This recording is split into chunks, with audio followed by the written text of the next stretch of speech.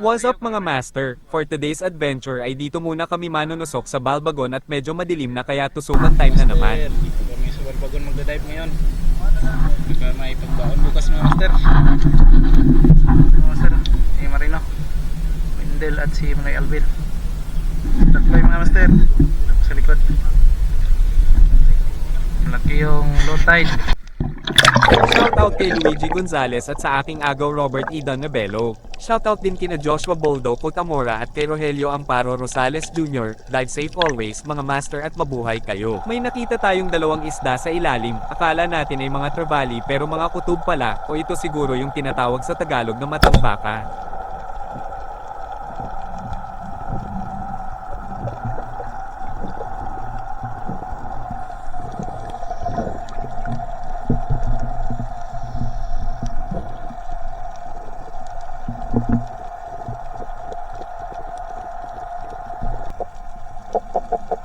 Maraming nagsilabasan ngayon na ganitong mga isda at nakatusok din si Marino ng ganito.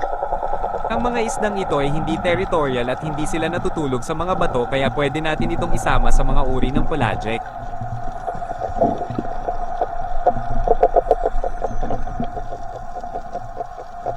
At ito naman ang pinaka-common na isda dito at sigurado akong territorial ang mga ito dahil bawat dive natin dito ay andito sila palagi.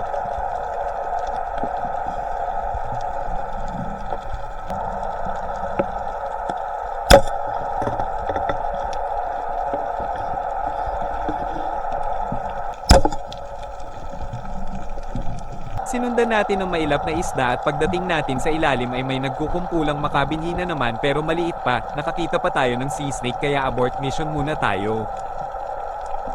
At sa wakas ay nakatusok din tayo ng mailap na isda at nakawala pa siya, pero hindi natin tinigilan hanggang mahuli natin kaya masasabi nating mission accomplished.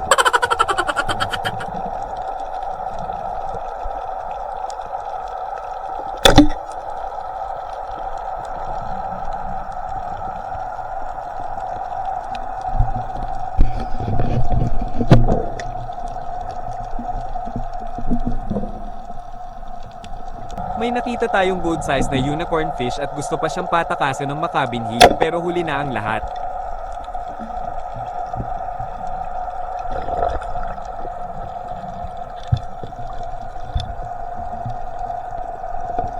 Mukhang sinuswerte tayo ngayon dahil nagsilabasan din ng mga solid na matatawag din nating mga pelagic dahil naghahanap din sila ng mga pagkain tuwing gabi.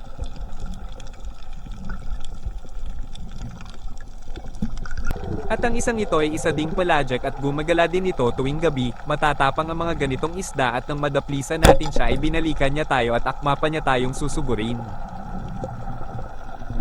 At tapang na isda talaga ito at ayaw talaga niyang tumakas kaya bibigyan natin siya ng reward dahil sa kanyang katapangan. Kaya hindi talaga lahat ng panahon ay dapat ipairal yung katapangan dahil baka magaya tayo ng matapang na isdang ito mga master.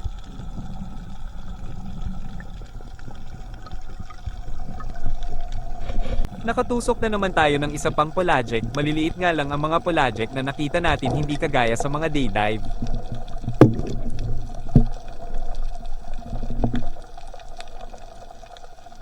At pagkatapos nating makatusok ng isda ay may naaninag tayo sa ibaba, isa palang buko-buko kaya dali-dali nating ikinasa ang ating shaft. Yung iba ay dinadakma lang nila ang mga ganitong size pero nag-seminar kasi ang mga bag-ulan dito sa amin kaya mabuti nang makasigurado.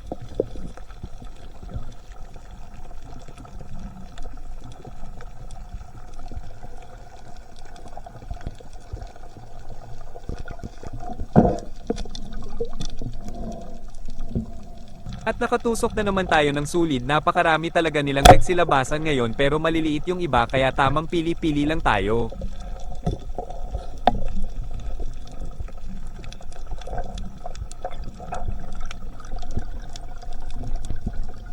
At nadaplisan natin ang pusit na ito kanina kaya hindi na siya lumayo dahil may tama na siya, mas malaki sana yung kasama niya kanina kaso lang ay mahirap lapitan, kaya ito na lang ang tinusok natin at 3 beses pa natin tinusok bago natin nahuli.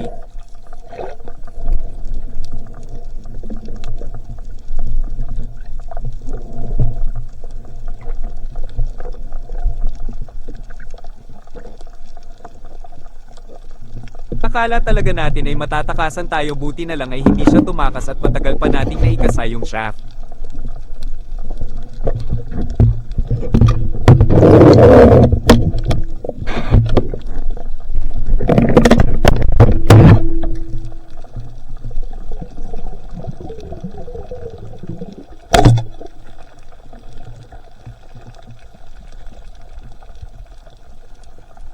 Ayan, good size na siya at salamat sa Panginoon at para talaga siya sa atin, papalobat na ang ating flashlight kaya aahon na tayo at ito na naman ang mga toni-toneladang huli namin pang export sa China. Murag saging. Ha? Murag saging.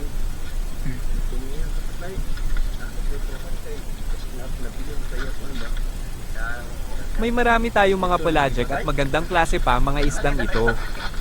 Anak mo po. Magagandang klase din ang huli ng ating mga kasama at salamat sa Panginoon sa biyayang ipinagkaloob ngayong gabi.